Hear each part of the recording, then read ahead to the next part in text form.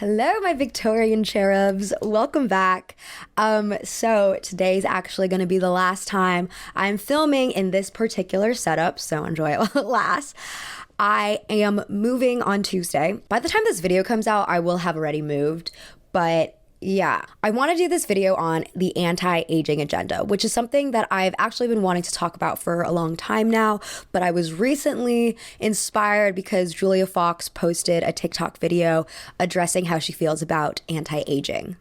Just so you guys know, aging is fully in. Like, fully. Dirty girl, ugly, not wearing clothes that fit your body type, just wearing anything you want. All those things are in. And if I see another product that says anti-aging on the label, I'm suing. I'm going to sue. I'm going to sue because I'm going to age regardless of if I put that fucking $500 serum on my face, and you all fucking know it and we know it, so let's stop lying to ourselves. Getting old is fucking hot, okay? It is sexy. It is probably the sexiest time in life, actually, because being pretty and hot in your 20s is the fucking trenches, okay? And I'm not going back there. There's been a lot of interesting discussion about this TikTok. Some people agree with her. Some people think that she is not addressing that ugly privilege is something that is really only for white women, because women of color who are not maintaining the beauty regimens that society dictates are treated considerably worse. And then there's also a camp of people who accuse Julia Fox of hypocrisy because she has gotten procedures done in the past herself.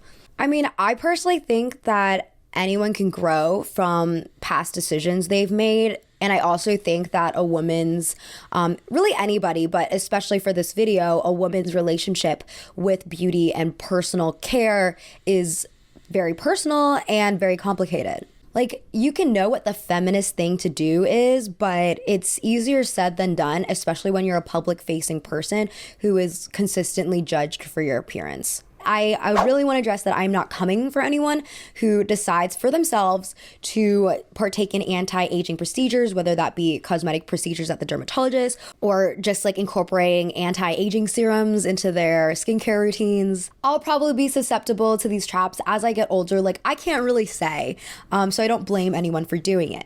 But I do think it's still like a worthy discussion for us to have versus just pretending that nothing is wrong with our society and like all is fine and dandy. So let's get into it. But first, a word from today's sponsor.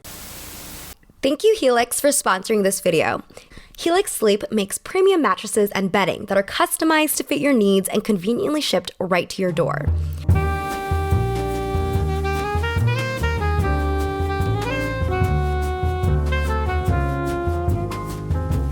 So being totally honest, this mattress was the most exciting thing I've gotten in the mail like all year round.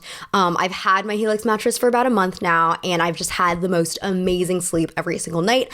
I do consider myself a sleep connoisseur. Like, I love sleep. I look forward to sleeping. And I'm also a very big stickler for the quality of sleep I get. And this has been like hotel level sleep. My partner Chase also has a lot more issues sleeping than I do. Obviously, I can sleep in like anything because I sleep in hair curlers like almost every night. But yeah, Chase like usually would toss and turn. He would wake up, and he's had a great sleep every single night since we've gotten this mattress too.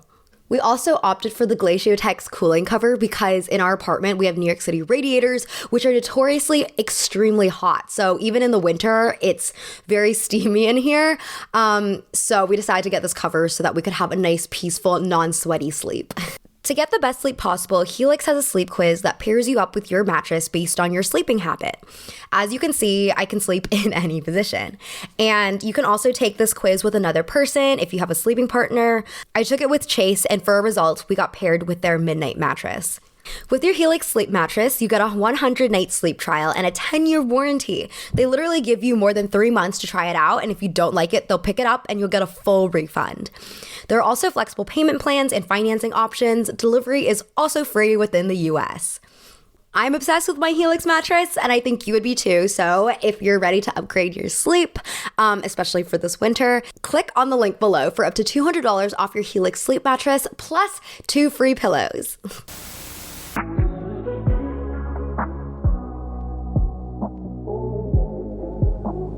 So beauty is in the eye of the beholder. So it is subjective and it differs from culture to culture. In Western culture, D.S. Brewer explains that the full organization of the ideal feminine beauty in formal description is first seen in the work of Matthew of Vendome in the 12th century. He writes, her hair is golden, forehead white as paper, eyebrows black and thin. The space between the eye is white and clear, a Milky Way. The face is a shining star. The eyes are like stars. She has a little smile, a nose neither too big nor too small. Her face is rosy, her coloring white and red, like rose and snow. Teeth are like ivory, lips are small, slightly swelling, honeyed. Her mouth smells like a rose. Lots of rose metaphors in here. Her neck is smooth, shoulders radiant, well-spaced breasts small, and figure incomparable. So there's been slight alterations to the standard throughout history. For example, in the 16th century, it was really popular to have beauty moles. I did a video on that, check it out. And in the 15th century, it was also really popular to have a massive forehead. So there have been slight alterations, but generally for much of Western history, the ideal has been light skin, light hair, and rosy coloring, and an emphasis on youth. For this video, we're obviously going to be talking about the youth factor, but youth is something that is prioritized in actually a lot of different cultures. For example, from 2500 to 1550 BCE, there is evidence that the Indus Valley civilization developed powders to improve complexion and herbal remedies to prevent hair loss and graying. And the first emperor of China, Qin Shi Huang, apparently sent members of his administration on a quest to find immortals and their herbs of everlasting life. Cleopatra reportedly bathed in donkey milk every day in an attempt to maintain everlasting beauty, a self-care practice that required 700 donkeys.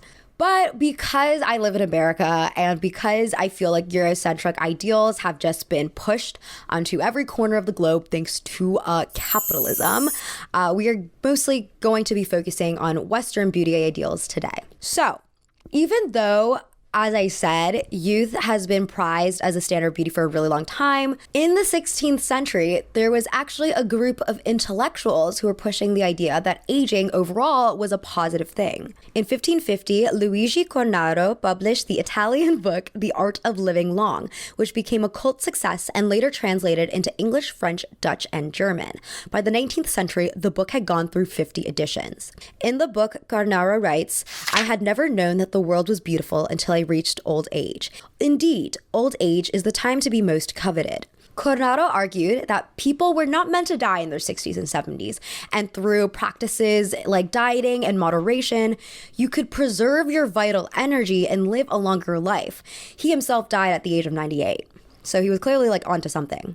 Enlightenment thinkers Benjamin Franklin and Benjamin Rush also promoted the notion that old age could bring new wisdom. But it's important to recognize that this is one camp of intellectuals. On the other side of the debate, there were women in England who were putting on raw slices of meat onto their faces to reduce wrinkles.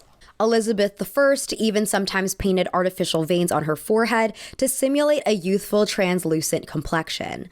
And when she was starting to lose hair, she wore wigs. In 1602, it's recorded she purchased 6 heads of hair, 12 yards of hair curl, and 100 other devices made of hair. Society ladies followed suit, and some of them even got red-haired wigs to match their queen. To get rid of wrinkles, Elizabeth used a concoction of posset curd and a skin lotion made of egg white, powdered eggshells, alum, borax, and white poppy seeds. In the 1700s, French women were treating their wrinkles with aged wine. These women were kind of partaking in these homey rituals, and I'm sure there were some apothecaries that offered little things, but it wasn't until the 1800s when the mass production of skincare and beauty products hit the market. A lot of the beauty products at the time were actually made by women entrepreneurs who struck agreements with distribution companies like the California Perfume Company. So we kind of get the origins of girl bossing. A few famous beauty business moguls include Florence Nightingale Graham, aka Elizabeth Arden, which is still a company that exists today, and Madam C.J. Walker, who created successful cosmetic and hair products for Black women. At the same time, just because there was a lot of makeup on the market doesn't mean it was necessarily inclusive. There were a lot of these society rules about who could wear the makeup. For instance, in The Art of Being Beautiful, which was published in 1902, they advise, for a woman to try and knock more than 10 years off her age is an arrogance for which she is punished by every glance of the passers-by. So what constituted old age in the Victorian era? Kay Heath notes that literary evidence often puts women nearing middle age at around 30 years old. Because 30 years old marks the point at which your marriageability was decreasing. Like, if you weren't married at least once by the time you were in your 30s, it was giving spinster. Men, on the other hand, could still be considered as eligible bachelors into their 30s and up until their 40s, which is when they reached middle age. Teresa Mangum further suggests that most popular advice texts saw menopause, which typically occurs between the ages of 45 and 55, to trigger the onset of old age. For men, old age was triggered by when they could no longer work, which could extend years beyond their 50s. See what I'm getting at here? Old age for women was basically determined by her reproductive value. When she's fertile and unmarried, that's when she's young. And the minute she can't have kids anymore, she's a washed up hag.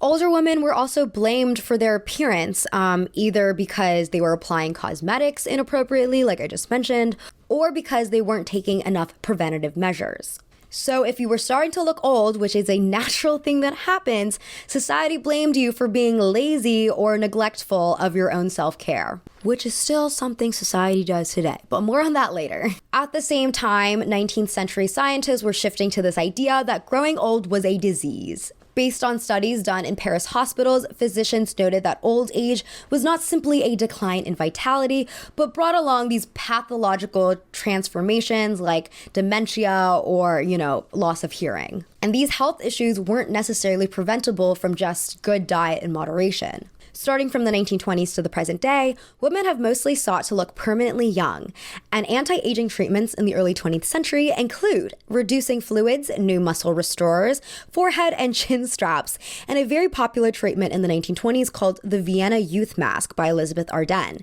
This involved casting plaster replicas of the individual face, after which padded masks were handmade from the molds. The masks were electrically wired, and the treatment was a form of shortwave therapy, which cost 60 guineas, about 4,500 pounds today. In the 1930s, Vogue promoted electrical massages to maintain a youthful figure. These massages were available at many beauty salons. Unfortunately, with this strong link between youth and beauty, it's unsurprising that there was also a growing link between age and ugliness. One movie trope that's been really popular throughout the 20th century is the hag, or the witch, aka the evil elderly woman. We've seen the hag / the witch on a very literal level in children's movies such as Snow White, The Little Mermaid, and Tangled. These witchy older women characters are depicted as lonely, isolated, and unmarried. She's almost always presented as the other, with no redeeming human qualities. Cruikshank writes about how the old woman becomes an alien creature, costly and crabby, and her life stage is seen as disconnected from youth and midlife rather than as an outgrowth of them. And similar to how older women of the Victorian era were ridiculed for wanting to look young, these Disney villains are made villainous because of their obsession with youth and beauty. But the hag doesn't exist in just children's movies. She's also a fixture in adult horror films such as The Shining, Drag Me to Hell, The Visit, and Rosemary's Baby. Jennifer Richards explains this trope. Aging female characters have been depicted in largely negative terms, as figures toward whom the audience is expected to be unsympathetic or even fearful. The age dichotomy is particularly striking in horror films, where young women are almost invariably cast as sympathetic victims or resourceful heroines, and images of older women as nurturing grandmothers or wise mentors are less common than they are outside the genre. The reason why horror films utilize this old woman trope is for a number of reasons. One, it's a nightmarish perversion of the grandma character, which is stereotypically a very nurturing and kind woman. 2, it's the fear and anxiety towards aging and death. And 3, it's the general disgust towards older women's bodies. On that last point, Roxana Hadidi argues, a number of films have suggested that the process of getting older is itself a kind of body horror. In Relic Old, Bingo Hell, and The Manor, the fear of losing bodily autonomy through memory loss, illness, and decay is amped up to unsettling extremes. The recognizability of this transformation is key to our terror and to the lingering disturbance with which these films leave us. Despite the overall sex positivity in the movie, Brittany Snow's character Bobby Lynn claims that because one day we're gonna be too old to fuck. And the violent sequences following are a direct result of this older villain's inability to get laid. Walker writes, towing the line of horror in Hollywood, X implements a clear cutoff point at which enjoying sex stops being enticing and becomes gross. The old lady tries to initiate sexual contact with Maxine on multiple occasions, her exaggeratedly wrinkled skin rubbing up against Maxine's taut, supple body.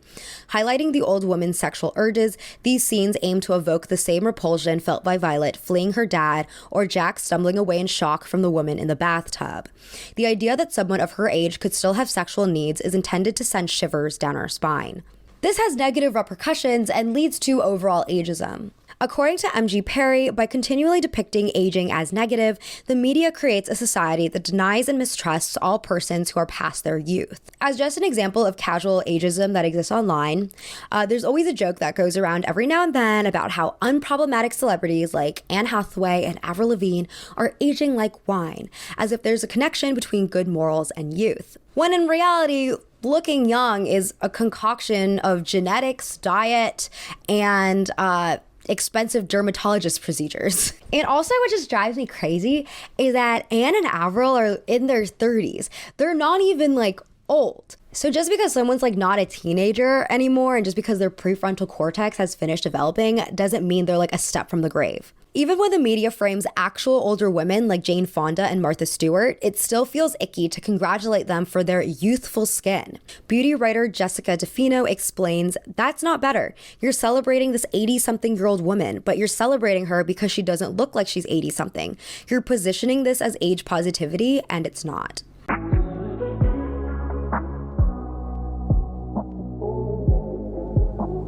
So, we can't quite talk about aging without, of course, talking about Botox. Botox is a purified and diluted form of the botulinum toxin. This toxin is a naturally occurring byproduct of the microorganisms that cause botulism, which is a potentially lethal paralytic disease from eating contaminated preserved food. Justinus Kerner documented botulism for the first time in 1820. He discovered it in his spoiled sausages, so he dubbed the poison Wurstgift, the German word for sausage poison. 19th century scientists further found that the botulinum toxin could be lethal, with early symptoms including blurred vision and difficulty speaking and swallowing. Death usually occurs within the week. So, when did the medical community start incorporating this toxin into people's bodies? Well, in the 1970s, Dr. Alan Scott used a form of the toxin, botulinum toxin A, for the treatment of blepharospasm, which is a disorder that causes uncontrollable blinking. He named the drug Oculinum. Around the same time, biochemist Edward Chance started using the toxin to treat strabismus, aka crossed eyes, and by the 1980s, this toxin was regularly used in ophthalmologist and neurologist departments. In 1987, ophthalmologist Jean Carruthers experimented by injecting oculinum in the forehead of her assistant, Cathay Bickerton Swan. Less than a week later, they found that the lines on her brow had completely vanished. Then, in 1991, Allergan bought Oculinum for about $9 million, rebranding it as Botox. In 2002, the FDA approved the drug for cosmetic treatment of globular lines, and by 2015, over 11 million people in the US had used Botox to smooth their facial wrinkles. The way that Botox works is that it blocks acetylcholine, which is the chief neurotransmitter. Over time, the theory goes, a repeated user of Botox weakens their facial muscles, slowing the process in which dynamic lines, aka the lines that come on your face when you're making facial expressions, slowing the process in which dynamic lines become static lines, aka the lines that appear when your face is just sitting in a natural, calm state. Dr. Christian Broderick explains, basically, you're inhibiting the muscle contractions and decreasing the facial movement, and then therefore you're preventing or slowing the formation of wrinkles over time. Botox is temporary though, like your body does break it over time, and so generally you have to keep going in every 3 to 6 months to get newer injections.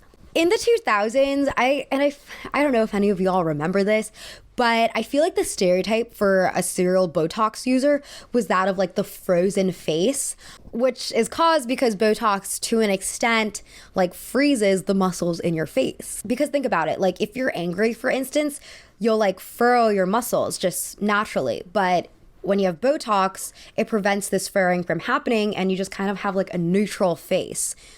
An interesting thing that I read in the book Botox Nation, The Face of America, is that Botox may actually change the way we feel.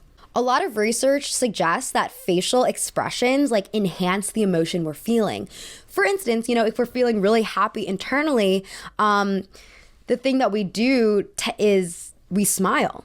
And then when you're smiling, you're feeling even happier. Expression enhances emotion, whereas suppression softens it. Nowadays, though, the trend is to opt generally for like smaller amounts of Botox, a procedure known as baby Botox. So like instead of putting in 35 units of Botox into your face, you would put in 10 units. And this lower amount of Botox allows you to move your face more. The target demographic for baby Botox is women in their 20s and 30s because baby Botox is often marketed as preventative Botox. But why would we want preventative Botox? A lot of women in their 20s and 30s have smooth skin. The New York Times writes, the basic premise is that if you start using Botox, which freezes wrinkles when you're young, you won't form the grooves people try to correct later in life. Dermatologist Dr. Panta Rouhani Schafer noticed an uptick in younger patients at her New York office in the last few years and said that the pandemic may be to blame as well. She says many millennials prioritize taking care of themselves early on and really believe in prevention. That just got amplified during the pandemic when people have spent so much time staring at themselves on screen. The other reason why it might be becoming more popular is because talking about Botox has become very normal and the subject is like way less stigmatized than it used to be. So in my own like social circles, Botox is a conversation that comes up pretty often, or just, like any like trendy procedures that are coming up in the beauty market. But it's never a culture of shame, at least with my friends, so my friends who have gotten Botox are very open about it. They're willing to give referrals, give advice on how many units to get, or like other procedures that the dermatologist offers. So I think that's a big change from what it used to be, which was this like hush hush, like no one knows I got Botox done. And even if people find out about it, I'm going to like lie and say I never got it. So in saying that, there's also like the time and energy you would spend researching about Botox and finding doctors that gets drastically cut because people in your social circle are more open about it, about sharing and not gatekeeping. In my opinion, like I appreciate transparency. I think that's way better than pretending nothing is going on when something is clearly going on. But at the same time, I think it can be detrimental for people who never really thought about getting Botox, who now feel pressured to get it because they realize all their friends are getting it. In 2020, about 811,000 Botox procedures were performed on people in their 30s, which was approximately 18% of the national total, according to a recent report from the American Society of Plastic Surgeons. New York City dermatologist Dr. Patricia Wexler explains the benefits. If I'm starting at 25 and I use it until I'm 40, then I've saved all those years of not getting the wrinkles. So if you stop using the Botox at 45 or 50, you have a new baseline. You're going to get wrinkles at that point, but they're not going to be what you would have had. I think the important thing to remember is that Botox does not prevent wrinkles from happening. It just slows the process of getting wrinkles. Like you're still going to get wrinkled at some point in your life. And while even that may sound great, there also just haven't been a lot of studies published measuring the effects of preventative Botox. Like some patients who've taken preventative Botox in their 20s have claimed that their skin has thinned out over the years, and other people who get Botox have actually said that their skin has improved in elasticity. So I don't know, Botox is not like the be all end all solution. I think there's a lot of factors that go into it. Genetics always is going to be like the number one thing, but also, it probably also depends on like the injector you go to. I'm sure there are lots of sketchy dermatologists out there. I'm sure there are a lot of dermatologists who tell you to get like a certain amount of procedures just because they want the cash, but those are not actually going to be the ones that help you in the long run. Wexler also told Vogue, if you do too much Botox on your forehead for many, many years, the muscles will get weaker and flatter. The skin also can look more fragile as a result. But if you're only doing Botox on your forehead, what can happen is the other muscles in your face may work overtime to create an expression. For instance, if you can't move your forehead, you might squint your nose, and then you develop lines in this area now. The other thing, the elephant in the room that we have to talk about is how expensive Botox is. The average cost of one Botox session is $466. And like I said earlier, you have to keep going every 3 to 6 months. So you're spending like over $1,000 per year on Botox. And you're basically going to do it for life because a lot of dermatologists have noted the addictive nature of Botox. There's nothing actually addictive in Botox itself, but people get so used to seeing their faces, lifted and like unwrinkled that when they stop using Botox, it can create a lot of feelings of dysmorphia. Another weird side effect of the increase of Botox injections in this world is that people start looking kind of the same. They all start getting this Instagram face, which is actually a term coined by Gia Tolentino back in 2019. Gia describes it as a young face, of course, with poreless skin and plump high cheekbones. It has cat-like eyes and long cartoonish lashes. It has a small neat nose and full lush lips. It looks at you coyly but blankly, as if its owner has taken half a Klonopin and is considering asking you for a private jet ride to Coachella. The face is distinctly white but ambiguously ethnic. Think the Kardashians, Megan Fox, Emily Ratajkowski, Ariana Grande, Bella Hadid, etc. There are certain similarities between all these faces, and most of the time I would argue the similarities are results of fillers and injections. Even dermatologist Dr. David Colbert admits when the line is crossed, everyone starts looking like they're related. Back in 2015, Joel Stein actually wrote a cover story for Time magazine titled Nip Tuck or Else, and he prophesized a theory that's very scary and somewhat true. He writes, "You are going to have to do it, and not that long from now. Not because you hate yourself, fear aging, or are vain. You're going to get a cosmetic procedure for the same reason you wear makeup, because every other woman is." So I do think this is a bit of a stretch considering, how expensive cosmetic procedures are. Like, I think the price alone is a big gatekeeper. I think what's actually going to happen is that youth is going to be like another form of class division, with wealthier people looking younger and not aging as naturally, and poor people growing old and getting shamed for it. And I also fear that a lot of people who are in between are just going to go into debt.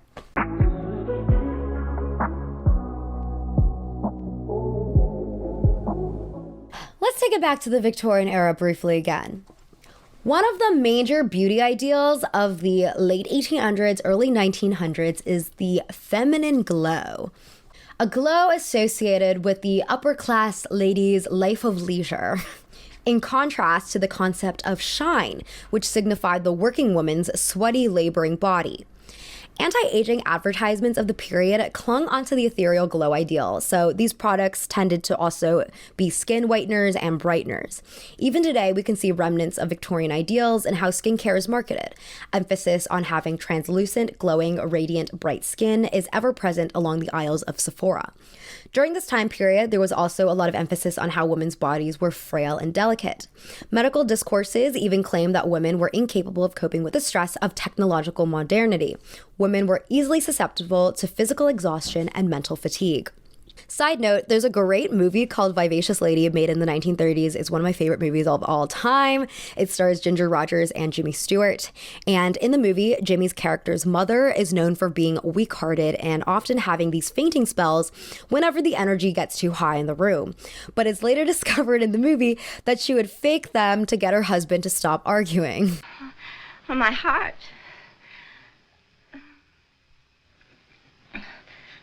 My heart. Anyways, this is all important because Amina Mir theorizes that the emphasis on women's frailness contributes to the overall theory that women are more susceptible to premature aging than men. Men do get marketed anti-aging skincare, but it's just really not at the extent right now as it is marketed towards women. But you may be wondering, what about the working women? Weren't women working in factories? Like, how did they explain these women being able to work long hours, in terrible conditions? Well, women of the working class were characterized as deviant.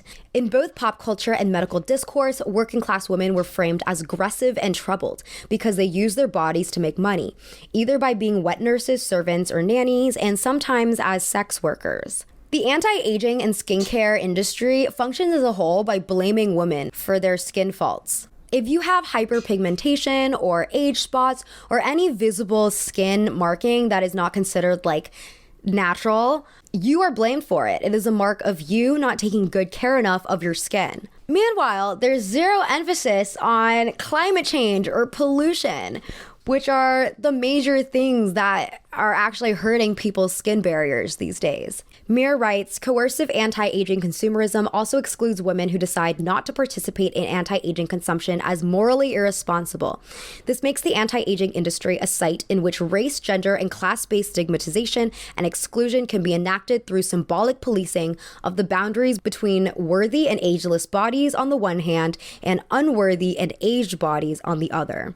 The skincare industry capitalizes on the fact that your skin issue, whatever it is, can be solved with the right product. It doesn't like to tell you that genetics or your environment are going to be big factors in the way that your skin is, because those are things that they cannot solve with a product. In 2021, the anti-aging industry grew to $4.9 billion in the US, and globally it was at $37 billion. And another reason why it's so big is not just because youth is so valued on an appearance level. Youth is valued across the board.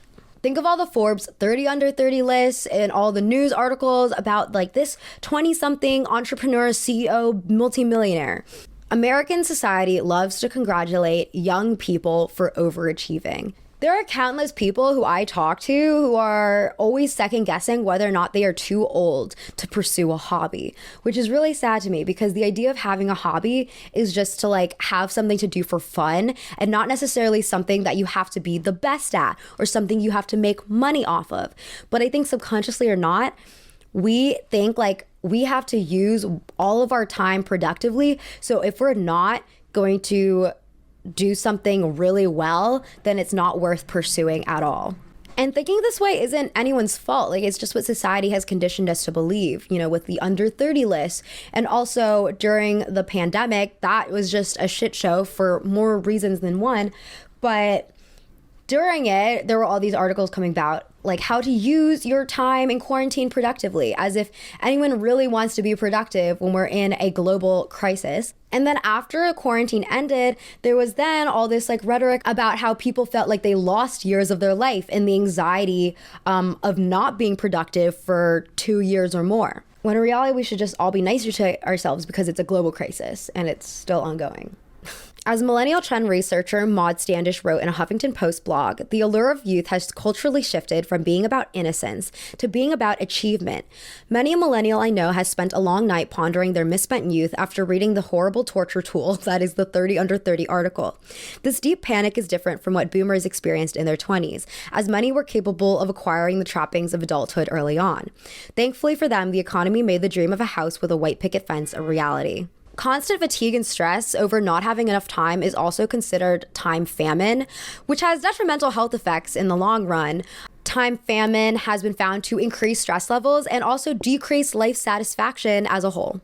And when we're so focused on measuring value through the lens of productivity, it's no surprise that older people are considered invaluable because they can no longer contribute the same way to the economy. And on a structural level, getting old in America is not a fun experience to look forward to, which also doesn't help the case for getting older. 23% of US seniors in a survey said they did not go to a doctor when they were sick, get a recommended medical test or procedure, or fill a prescription due to high costs. Whereas in the UK, France, Norway, and Sweden, 5% or fewer seniors reported skipping needed care due to cost concerns. Government data has also shown that almost 2/3 of the approximately 15,600 nursing homes in the US have been cited for violating rules on preventing infections since 2017. Seniors are also at risk of being lonely. Their friends have passed away or they're dealing with health issues.